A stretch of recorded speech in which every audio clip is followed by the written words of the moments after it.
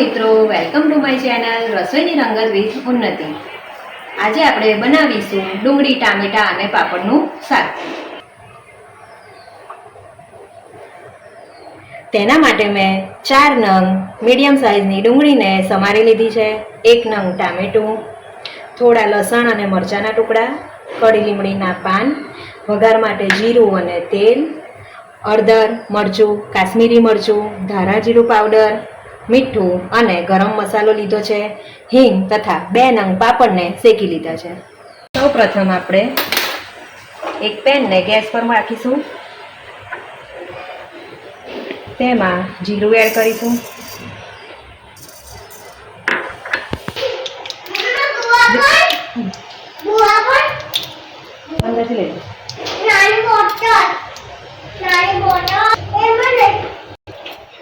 જીરું ગરમ થઈ ગયું છે, તેમાં આપણે તેલ એડ કરીશું,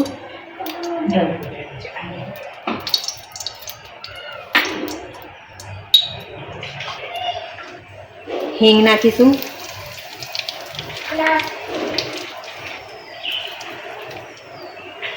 લીમડીના પાન નાખીશું,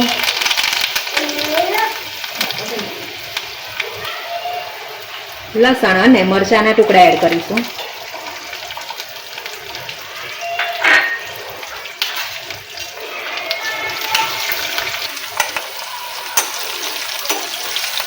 લસણ અને મરચાં સંતળાઈ જાય એટલે આપણે તેમાં ડુંગળીને એડ કરીશું,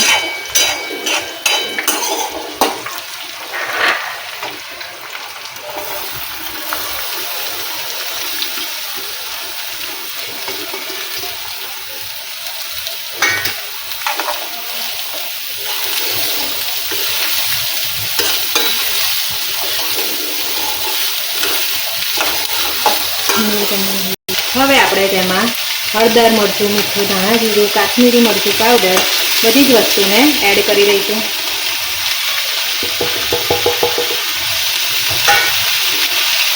બધીને સરસ રીતે આપણે મિક્સ કરી લઈશું।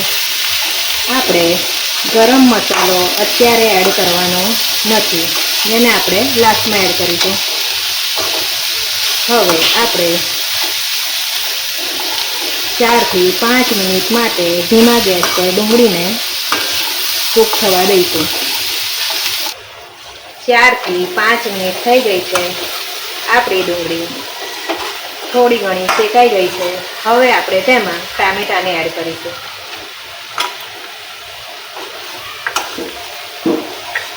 ટામેટાને મિક્સ કરી દઈશું।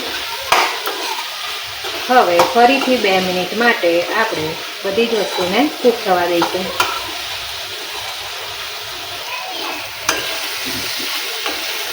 2 મિનિટ થઈ ગઈ છે, હવે આપણે આમાં પાપડના ટુકડા કરી દીધા છે, તેને એડ કરી દઈશું।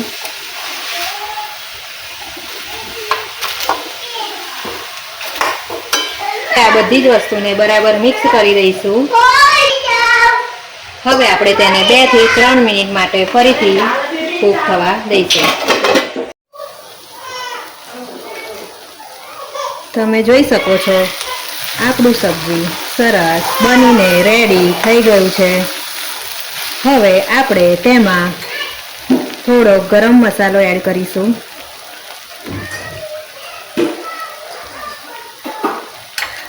આ ગરમ મસાલો મેં ઘરે બનાવેલો છે, જો તમે તેની રેસીપી જાણવા માંગતા હોવ તો કોમેન્ટ બોક્સમાં જણાવી શકો છો।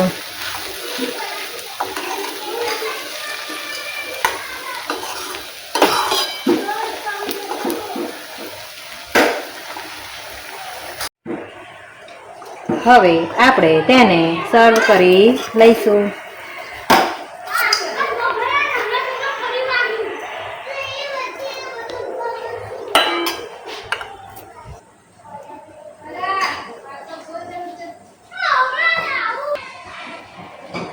આને આપણે રોટલી કે બ્રેડ સાથે ખાઈશું।